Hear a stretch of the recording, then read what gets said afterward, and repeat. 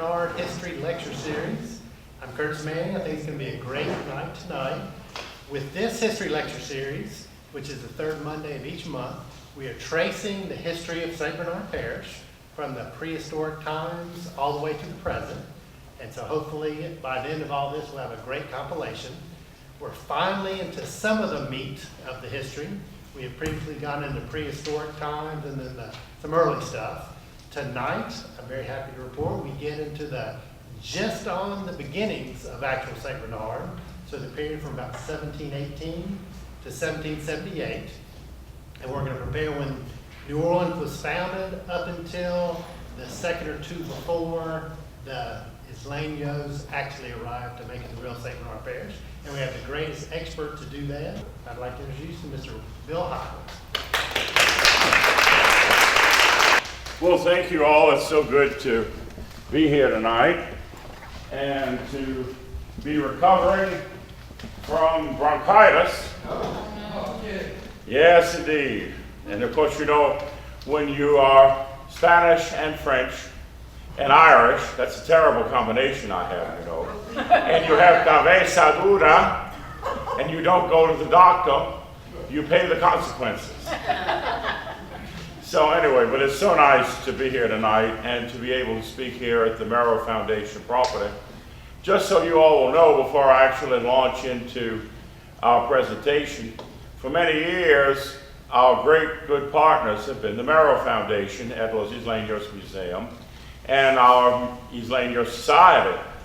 This year, we brought a folkloric troupe from the island of La Gomera in the Canary Islands, and they spent 2 days in our public and private St. Bernard schools working with our students, and they reached over 2,000 children in those 2 days, and a great deal of that was done with a very generous grant which we received from the Merrow Foundation, which we receive every year. So it was really great to be able to work with them again, and it's so nice to be here. You know, I always think of Dr. Merrow, who purchased all this property many years ago, and of course, in years gone by, he would always summon the parish employees and all the sheriff's deputies to mass meetings in these warehouses. So you see, or in these barns, I should say. So you see, we're just continuing that tradition, though we don't hear a political person talking about politics, but rather someone who knows something, maybe a little, about the history of this place. Well, I think it's very interesting that we look at the founding of St. Bernard within the context of the city of New Orleans, and we're going to do that tonight to some extent. Without New Orleans, there would be no St. Bernard. And without the Mississippi River, there would be no New Orleans.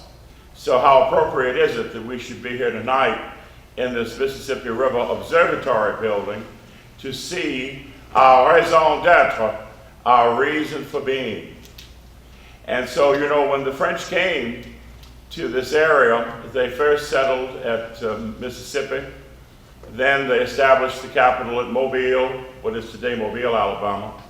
And then in 1718, they projected the city of New Orleans and established the city or the village of New Orleans on the banks of the river, Mississippi River. And they selected that site for a variety of reasons. One, for decades, the French had become conversant working with the Native Americans in all of the routes around this region. And they knew quite well what worked and what didn't work for the Native Americans. And in the vicinity of what we call today the French Quarter was a village which from time to time was occupied by the Native Americans. And of course that village was there because it was a point of coming together for the Mississippi River, different roads that led to Bayou Gentilly and Bayou St. John.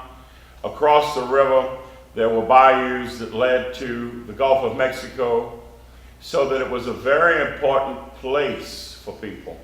And the reason, apparently, that the Native Americans had selected what would become the city of New Orleans as the site for their temporary village was that it was less prone to flooding 300 years ago than it is today. Remember, 300 years ago, we were surrounded by thousands of square miles of wetland habitat, maybe hundreds of thousands of square miles of habitat, wetland habitat, all of which now have been compromised. So when we look at New Orleans today and we look at how we were 300 years ago, it was very different. The French really never knew what to do with Louisiana. Just the way that I think at times the United States has never quite known what to do with this.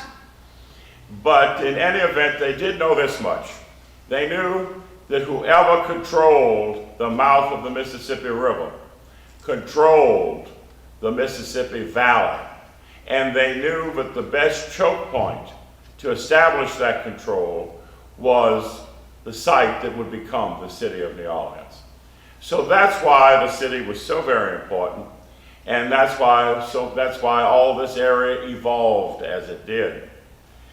You know, it's really interesting that the founding of St. Bernard really took place between 1779 and 1780, extending to 1783, along Bayou Terre-Haute.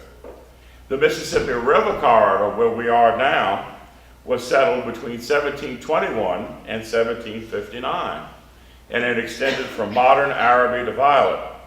However, this riverfront corridor remained under the direct supervision governmentally of New Orleans.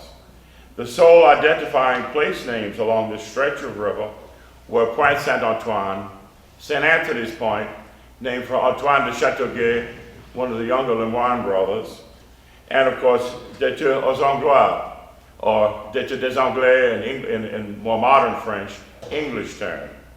In English Turn, you can actually see the entrance to it here. You know, people think over a period of many decades now that English Turn is solely in Plaquemine Parish. But actually, what we call English Turn in Plaquemine Parish is the entrance coming from the mouth of the river up to the city of English Turn. And the actual depth of the English Turn is at Parish. And this is where the English ships became becalmed and where they actually turned around. It wasn't in Parish, from what we could tell. It was more in the vicinity of Carnarvon and Parish because of the way that they described the river and the fact that it had a 180-degree oxbow appearance. And you can still see that today when you go down there. So in any event, there was no San Bernardino downriver from New Orleans until the Canary Islanders settlement at Terre Haute. New Orleans will celebrate her tricentennial in 2018. Though Antoine Rival de la Vigne, he came from Nouvelle-France, from Quebec, received land grants along Bayou St. John in 1707, 1708, and 1709, more than a decade before 1718 and the establishment of La Nouvelle-Orléans. It was in that year, 1718, that a village was laid out and the name New Orleans bestowed on the settlement. So, and of course, it wasn't until later that we were named St. Bernard in what we call the interior of St. Bernard in the 19th and in the early 20th century along Bayou Terre Haute. It wasn't until, as I said, the 1780s that settlement took on that name of St. Bernard. Henri Leblanc de Lacroix appears to have been the first person to receive a land grant in what is today St. Bernard Parish. That land grant was 10 arpents fronting on the river by a depth of 40 arpents. And so it extended roughly from Mealy Avenue to American Sugar Refinery. He was an absentee landowner. He never came here. He had many different concessions given to him above and below New Orleans on the Mississippi River. And these concessions were managed for him by paid staff. There was indigo planted on that plantation in the 1720s, and indigo became the most important cash crop in colonial Louisiana. But you know, when we look at these very early plantations, the records of the Superior Council of Louisiana and the inventories in those records really reveal fascinating images of what must have been. And for instance, there was the plantation of Jacques Chaperon, which was in this vicinity of St. Bernard Parish. And that plantation is described, the house, as being 30 feet by 20 feet, and of poteaux sur sol. Poteaux sur sol means posts resting on the earth. And then it was bussiage, mud, moss, and animal hair between posts, with a cypress shingle roof.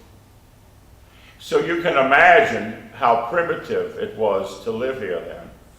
And then one of the very earliest records of coming to this part of St. Bernard Parish was made by Marc-Antoine Caillot, and fortunately his wonderful journal has been translated by the Historic New Orleans collection. And he talks about almost starving coming from the mouth of the river this far up, and then how very difficult and unpleasant it was, how he could see the waters, the tidal waters below here, downriver from here, rising. And he said, I cannot imagine that the sea will not claim New Orleans ultimately. Because this was 1729. So in any event, he talks about coming to the Chaperon plantation and having bread for the first time. And guess what the bread was made of? Rice flour. But I can tell you, though, it was a very, very simple, very primitive lifestyle. People have no idea the hardships that these early French colonists endured. And let me also say that not only did these colonists endure these hardships, but so did the African slaves who came here from Western Africa. And it was truly a miracle that we were able to build in this wilderness. It was just incredible. Caillot talks about huge cypress trees, oak trees. We can't imagine what these people saw in the early 18th century on the way to New Orleans. And then, of course, by the 1720s, when Caillot came here, this area had really begun to develop primitively, but within the context of Louisiana, elegantly. Because remember, even though we were primitive, still we had the creme de la creme of the leadership of colonial Louisiana living below New Orleans, from what would become the Faubourg Marigny all the way to Violet and English Turn. So it was really something to see all of these people who lived here. Later, getting back to the Leblanc de la Croix plantation, it was sold to Jean-François Gautreau. Then Jean-François Gautreau sold the property to one of the governors of Louisiana, Pierre Rigaud de Vaudreuil. And of course, Pierre Rigaud de Vaudreuil became very well known in Louisiana. He's generally credited with having introduced some measure of theater, and he was able to rather uplift the style of life in Louisiana and in New Orleans at the time. And of course, he brought with him many interesting people from Nouvelle-France, which is today Quebec, or today Quebec. Two of those people were Louis-Xavier Martin Delino-Chalmette and Pierre-Denis de la Ronde. And of course, Louis-Xavier Delino-Chalmette's son, Ignace Martin Delino de Chalmette, became the owner of the Chalmette plantation, where the Battle of New Orleans was fought. And then, of course, we know today about Pierre-Denis de la Ronde's son, who built the house that is today in the median of St. Bernard Highway. And by the way, Chalmette and de la Ronde were half-brothers. So you see, there was always a great deal of intermarriage and interconnection in those days. So as we move downriver, my voice is beginning to give out. As we move downriver, the next plantation that we'll come to will be a grouping around what would become the Chalmette battlefield. And those plantations trace to two brothers. They were from Brittany. They came from the same place that the Ennio de Livaudet family came. They came at the same time. And the Simard de Belle-Île, there was a tremendously important group of French colonial people from Bretagne, from Brittany, who came from the vicinity of Saint-Malo. And they were some of the people who helped to found New Orleans and to originally survey this entire region. So anyway, the Marais brothers, Marais Dupuis and Marais de la Tour, were given grants by the Company of the West in the 1720s. And those grants included the Chalmette Slip and the upper part of what is today the Chalmette Plantation. Now, how many of you realize that the Rodriguez Canal has been in place, or had been in place, on that property since the mid-18th century, that it had undoubtedly been dug by Marais Dupuis, that Marais Dupuis in the 1740s and 50s had a sawmill there, that he was shipping lumber to Guadeloupe and Saint-Domingue in the Antilles because the lumber had been exhausted in those islands. It's just fascinating. And then later on, that Marais Dupuis plantation became a childhood home of René Beluche, who of course was one of the lieutenants of Jean Lafitte. And after his time here, Beluche went on to become a hero of the independence of South America, and is buried today in Caracas, a very important figure.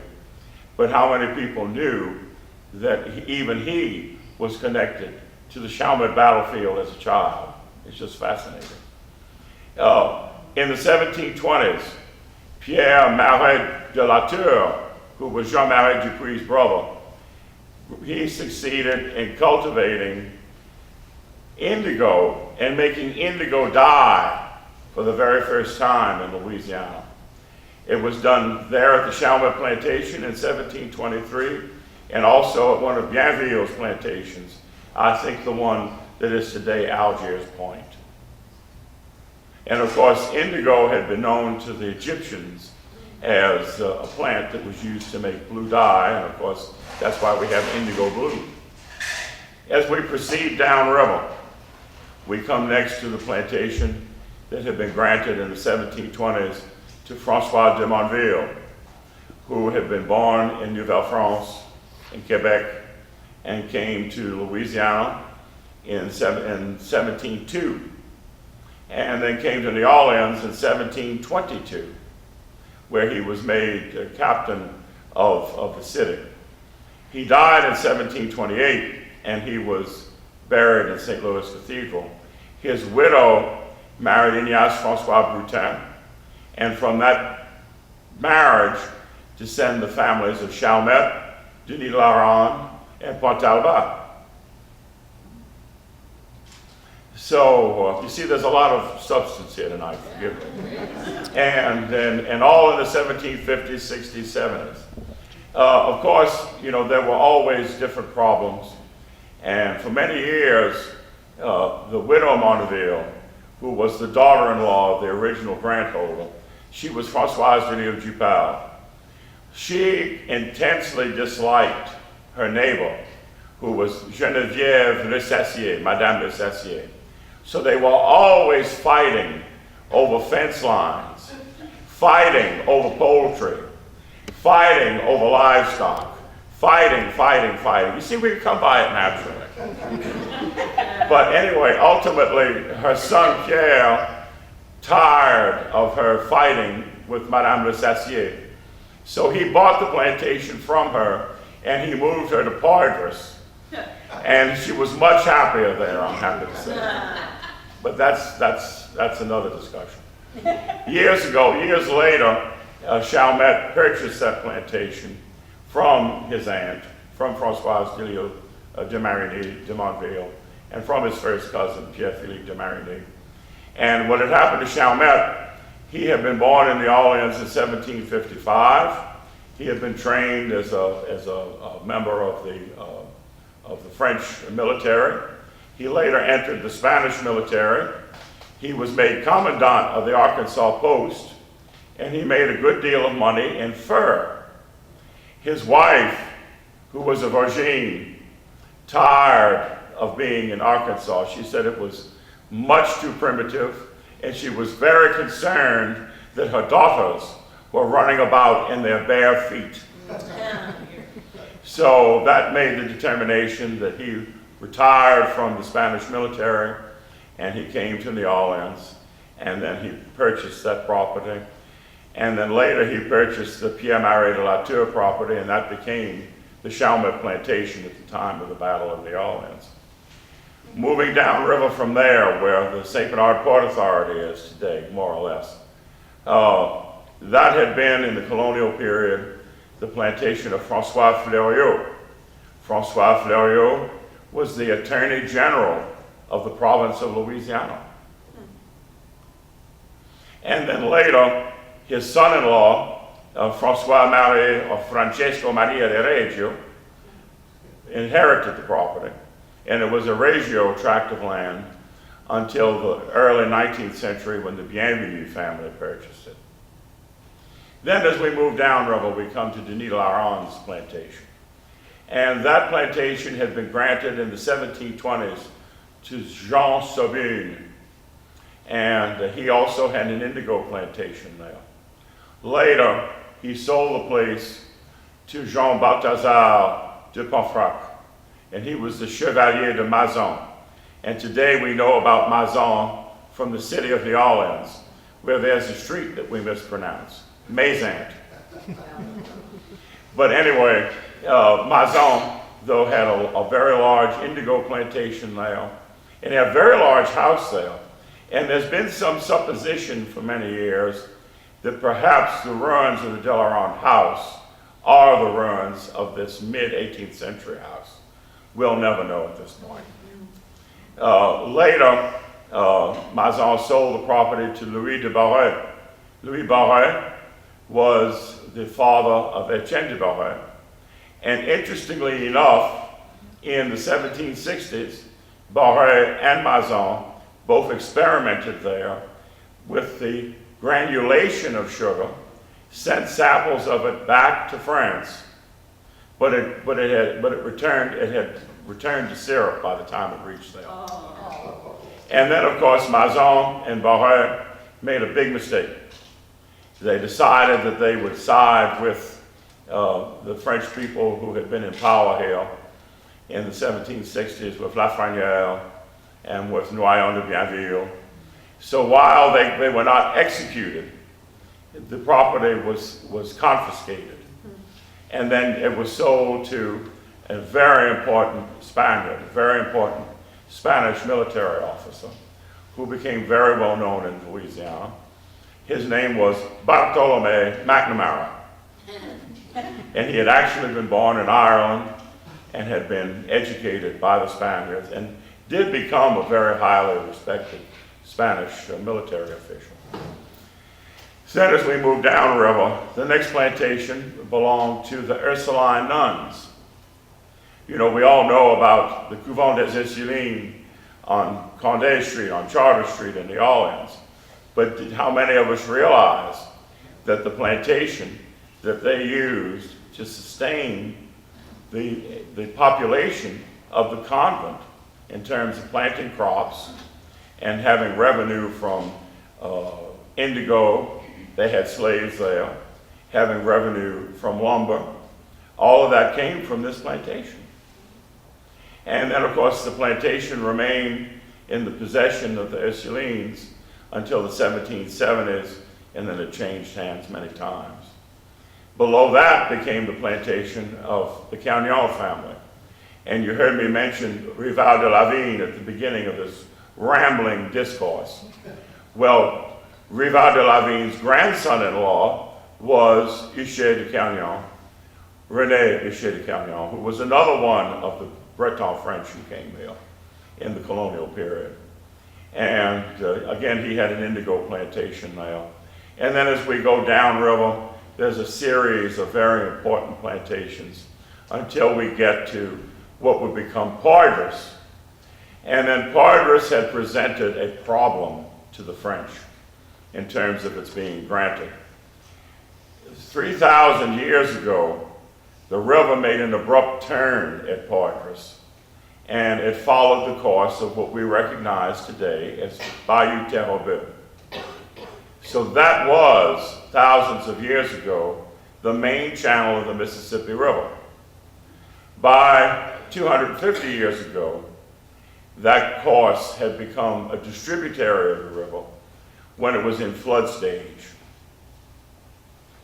But it was impossible, or it had proven to be impossible, to levee off the river there. So it was not granted, that tract of land, until 1759. And it was granted to Pierre Gaspard de Rochemort, who was the ordinateur of Louisiana, and who had been the bane of the existence of Governor Kellerick, and who died. Had he not died, he undoubtedly would have been involved with the insurrectionists against Spain and would have probably been put to death. But in any event, he was the first person to receive that land grant. And then it changed hands. His widow had the property for some time. She sold it to Jacques Énoul de Livaudet, who was the founder of the Livaudet family in Louisiana. And he in turn sold it to Antoine Philippe de Marigny, who in turn gave it to his son. And his son used that plantation for the colonization of the Canary Islanders. So that pretty well covers the riverfront in St. Bernard Parish in a very, very minute way. So many important families lived here. The role of the slaves in building this community and in shaping the identity then cannot be dismissed. It can't be underplayed. You know, for instance, it was the slaves who had the idea, according to Caillot and others, to use rice flour when it was impossible for us to have flour from wheat. And then, of course, when you look at the contributions that the slaves made to our architecture and to the way that we eat and our whole identity, it's really incredible. And I'm very happy to say that hopefully by the end of the summer, the digitization of the colonial archives of the Louisiana State Museum, consisting of the Superior Council records and the Cabildo, will be completed. And for the first time ever, people like me and people who are far more talented than I will have opportunity to unrestrictedly go through all of these records and see what was what. And let me tell you, tremendous amount of information on St. Bernard Parish in the colonial period there. Unfortunately, in St. Bernard Parish, we had, and I say unfortunately, we had records in our old courthouse, the courthouse at Terrebonne, the old St. Bernard courthouse, dating to 1788. But I tried to find out what happened to those records many years ago, and Mrs. Torres really didn't know, or maybe was too much of a lady to say what had happened. But in talking to Alan Lebrano, who was the clerk in Plaquemine Parish, who was a very dear friend of mine, Alan told me that the clerk at the time that the courthouse was moved from St. Bernard to Chalmette was very careless, and that Leandro Perez called him in an absolute panic, Alan, saying, "Alan, get up there, that idiot is destroying everything." And by the time Alan got there, he said that the workers were in the backs of trucks and that books were flying out of the backs of trucks. And so I can only imagine that that's what happened. Because of the WPA, we know that we had notarial records dating to 1788. At the time of the hurricane, the notarial records began in the 18-teens, and then they were interrupted in the 20s, in the 1830s, and then there was a big hole in them until the 1880s. So, so those records, which are pivotal to putting our parish history together, have been lost in my lifetime, and we'll never see them again. But still, there are other ways that we can reconstruct things. The Archive General of the Indies in Seville, Spain, has been a wonderful source of information, as well as the French archives, Section Outre-mer, the other side of the sea.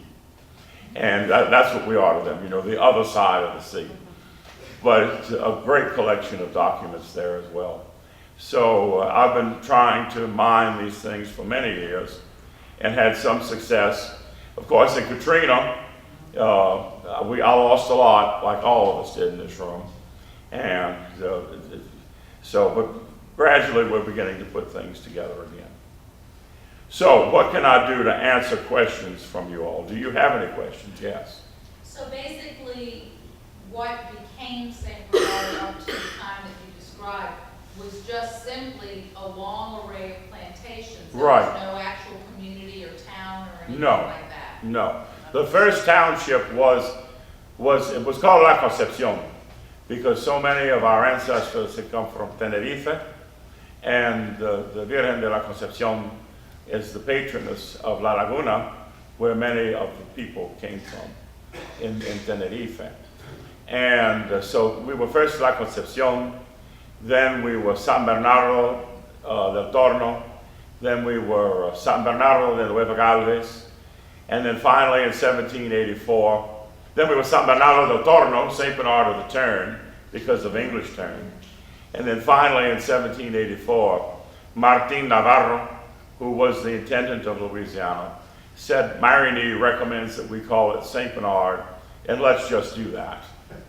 So from that time forward, it was St. Bernard. But that's where it actually started, though, again, instead of having plantations, large plantations, you had smaller working farms, so that it followed the French tradition of the long lot system, all facing a waterway.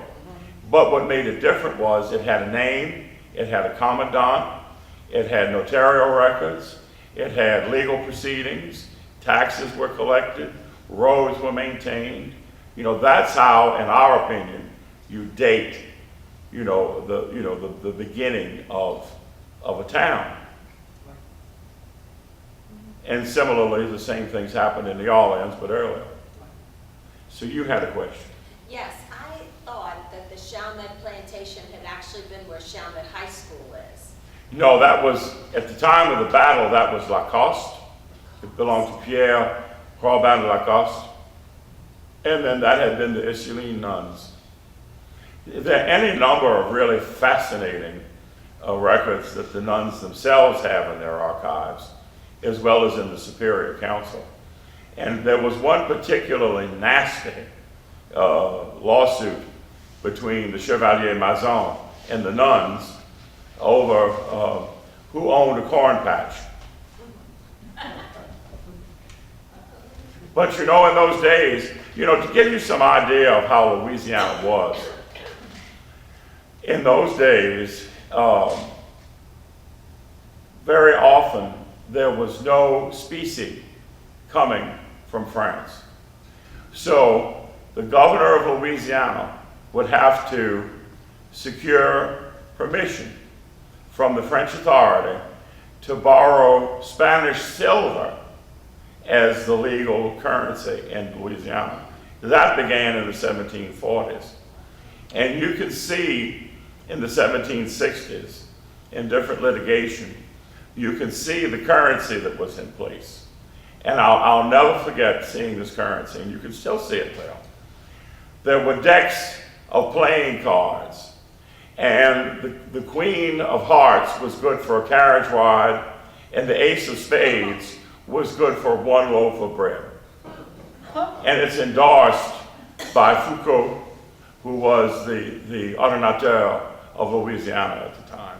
But can you imagine, we're laughing, but can you imagine living that way?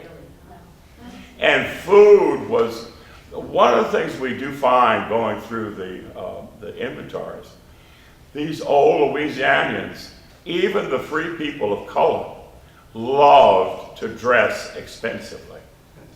They loved satin. They loved silk. They loved beautiful furniture. So they looked wonderful, but they were starving. And you know, I really think that might be why here in Louisiana today, instead of that we really live to eat rather than eat to live. I think there may be something to that. Because it's incredible when I've looked at these things. Any other questions? Yes. Me again. All the plantations were 40 arpents deep from where I Well, the original depth was 40 arpents, but then at Chalmette, and for instance, you know, the Vaudreuil plantation in Araby was purchased in 1753 by Antoine Bienvenu. Antoine Bienvenu is the progenitor of the Bienvenu family in Louisiana. Anyone who carries the name Bienvenu is a descendant of Antoine, you know, who can trace back to the colonial time. He had something like 9 sons, and those 9 sons had 9 sons. And, you know, so anyway, in 1753, Antoine Bienvenu applied for the right of double concession. So he actually had another 40 arpents appended to his plantation. So from 1753 forward, his plantation had a depth of 80 arpents, and that's why that depth was carried forward in the Lebeau Act of Sale in the 19th century. Chalmette had the right of double concession. Most all of these plantations, not most, all of these plantations in the 1750s were given that right. And that's so that they could legally continue the harvest of the cypress and the milling of the cypress, because cypress was, the lumber business was very important here. Was the 40 arpent canal established during this time or later? The 40 arpent canal was established in its original incarnation then. Oh, You know, in our time, it's become a drainage canal. And of course, we see Mr. Delary sitting back there. And we remember his grandfather, who's one of his favorite fishing places was the 40 arpent canal. But anyway, it's changed a lot, but yes. And as a matter of fact, it's very interesting as you look at the street patterns in Chalmette, for instance. You know, Pointe Saint-Antoine, that's a point in the river. The point, the river actually made an abrupt turn to the north and east at Parish Road. So that in 1815, by the time you got to Merrill Elementary, you were virtually in midstream Mississippi River. And as best we can tell, in 1815, the Mississippi River levee was along Ohio Street. wow. And if you notice the configuration of Ohio Street really doesn't feed into a regular grid. That's because it was first a levee, then it was a plantation road, and then it was retained as an access road, which at one point had led to Parish Road. Wow, that's interesting. Yeah, that's great. Yes. We're talking about the plantations during the French period. Were a lot of these plantation owners under any kind of special contract to the French government to supply the indigo used to make the dye for the French military uniforms? They may have been. I haven't really found that. You know, I've been more interested. That's very important. And I think that's something that will come out as we see these French documents that have now been digitized, that are supposed to finally see the light of day in the summer. And that'll be tough. But you know, we've had, for many, many years, the Louisiana historians have had to contend with this phenomenon called the black boxes. And these black boxes were wooden boxes that had been constructed out of plywood in the early 1900s, and they were literally painted black. And all of these documents were stuffed in these boxes for years, and very few people had access to them. I'm one of the few who did. And none of us ever had enough access to them because they were never organized in terms of being indexed. There were no finding aids that were decent, so that we really don't know the full extent of what's in them. And now the Louisiana Historical Society in the 19-teens, 20s, 30s, 40s published abstracts of many of these records in the Louisiana Historical Quarterly. But those are only abstracts, and it's not all of the records either. Do the black boxes still exist? Oh no, those black boxes, I'm happy to say, were destroyed. And when we had a very competent professional director of the Louisiana State Museum, whose name was Robert McDonald, he came to us from New York. And when Bob came down here, he was determined to do the right thing with those documents. And he got an NEH grant. And one of the first things we did, or he did, was to get Hollinger boxes, which are acid-free paper. And then he got the Hollinger folders and proceeded from there, so oh no. But don't you know, though, the WPA created problems too. You know, many of those old documents from the French period by the 1930s were deteriorating. They were foxing. The ink and the acids in the paper were interacting poorly. So they had the brilliant idea of scotch taping everything. So some of the most important documents that relate to St. Bernard have been scotch taped to death. But it can be removed, and it's a long process of conservation, it's called. But it can be removed and it can be addressed. Yes. I read that the indigo here wasn't that good, It wasn't. and the bugs ended it. Yes. The indigo that was, well, first of all, anyone who's from here like Ben Crow will be able to tell you that when you first plow up a field anywhere in this part of the world, one of the first things that comes up is the native indigo to the Mississippi Valley that's very tall and spindly. That's not what was used to make the dye.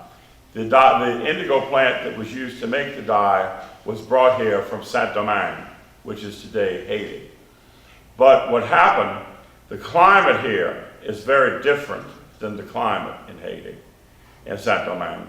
So the quality of indigo that was made here was never that good. And that's why the French and later the Spaniards were always looking at experimenting with hemp, cotton, tobacco. Lumber was very important. They wanted to see what they could do with rice.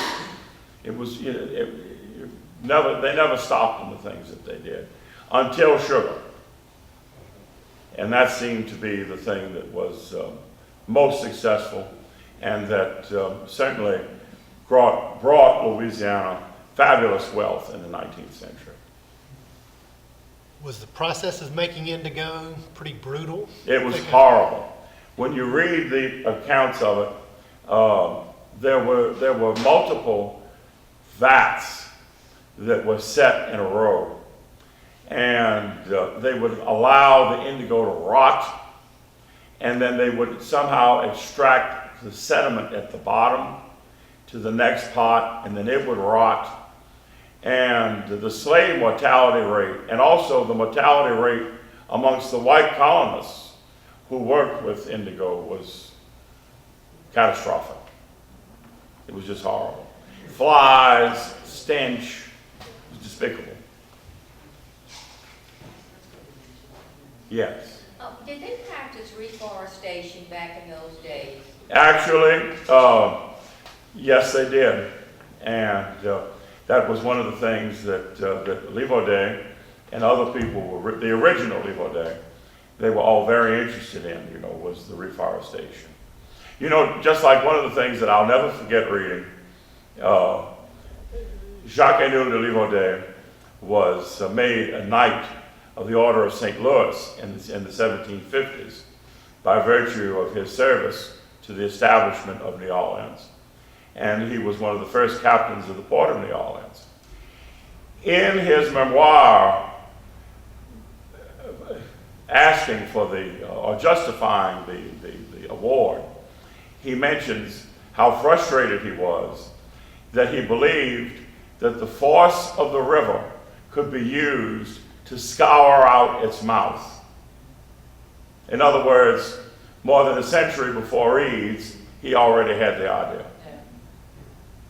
But of course, as a young man, you know, he had sailed with Duguay-Trouin, and he was an experienced sailor and really understood things. But yes, the French were very much interested in that, in reforestation, and they would, as something was cut down, they would replant it. Because they viewed it as we would say today, a renewable resource. Yes, Chris? When we transformed the sugar, I'm guessing there was a raw mill here. Did everybody just mill their own? It was first milled, the plantations milled them themselves. And they used the prototype of the mill from Saint-Domingue, which had a lean-to built over it, and then maybe 5 to 8 pots set in a brick base. And there was an area where you would burn wood, and that's what they would use to keep everything burning. And then they could raise and lower the pots. And if my grandfather were alive today, he would remember the names of all the pots that he knew. I know there was La Grande, which was the biggest, and there was the Molasse, where they made molasses, the Cuite. I can't remember all of it. We have a couple of planters as you come in the front main gate. It's closed right now. That are concrete. That we didn't know what they were until the Sugar Museum opened up in the old jail. We were like, Wow. And then, of course, you were so very kind, your mother was so very kind, and all of you, to give the museum one of Solis's sugar kettles that Joe had collected. Manuel Solis and Antonio Mendes succeeded for the first time in the Spanish period in granulating sugar in 1787 at Terre-Haute. They ran out of money. Barré had the money, purchased the apparatus, and he made the success of it. So, but every day, though, people get to see that sugar pot there at the museum. So, any other questions? Yes. I know we speak of the plantations in Upper St. Bernard Parish, but could you give me a visual of what Lower St. Bernard, like where Hopedale, Shell Beach area would have looked like in 1778? I know Well, you mentioned St. Malo. Any other inhabitants beside them down at that point? Well, one thing, you know, first of all, in 1778, there was nothing there.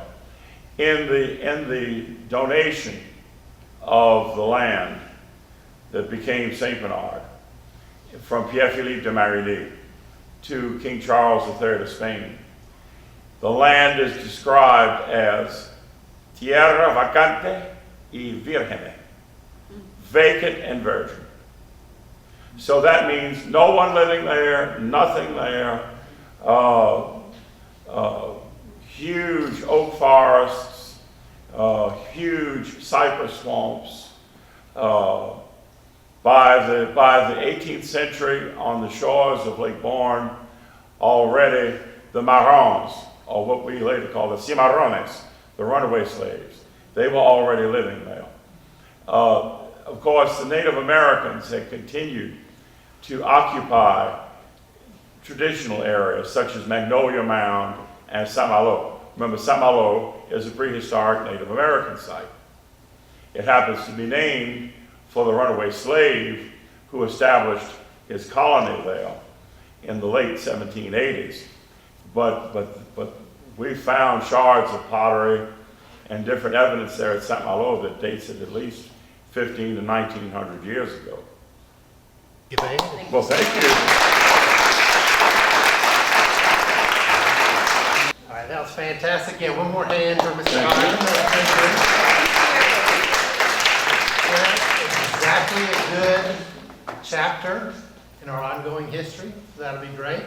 In about a month, in the third Monday of May, we'll be back here with Mr. Hyland and he will start off in the next second, 1778, in the whole process of the Isleños arriving and populating all that up through, I think, 1817, not including the Battle of New Orleans.